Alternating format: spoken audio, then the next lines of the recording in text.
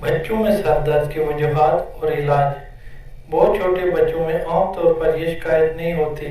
School جانے والے بچوں میں اس شکایت کی عمومی وجوہات درج ذیل ہیں۔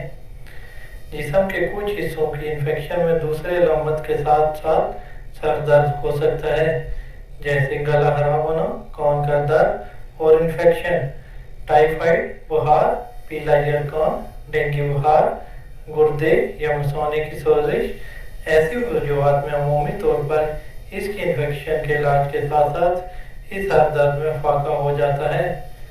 سر درد کے ساتھ اگر الٹی یا بخار کی علامت ہوں اور بچے میں غنودگی یا بے ہوشی یا جھٹکے لگ جائیں تو ایسے میں سر درد کبھی بھی گھر پر علاج نہ کروائیں، بلکہ فوری طور پر بچوں کے اسپیشلسٹ سے معائنہ کروائیں، کیونکہ یہ تمام علامات گردن توڑ بخار کی ہو سکتی ہیں جو علاج یا تشخیص میں تاخیر کی وجہ سے بچے میں فالج کا باعث بن سکتا ہے۔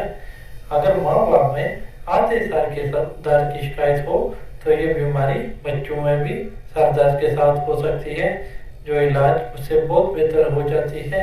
اسکول جانے والے بچوں میں نیند کی کمی، حد سے زیادہ ٹی وی، کمپیوٹر اور موبائل کے استعمال کے ساتھ ساتھ نظر کی کمزوری بھی سر درد کا باعث بن سکتی ہے۔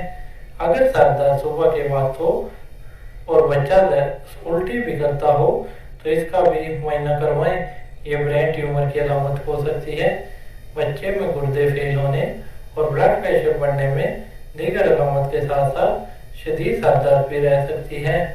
ایسے سر درد جس کے ساتھ بچہ الٹی سیدھی باتیں کرنے لگے، گھر والوں کو پہچان نہ سکے، اس بات کا متقاضی ہے کہ فوری معائنہ اور تشخیص کی جائے۔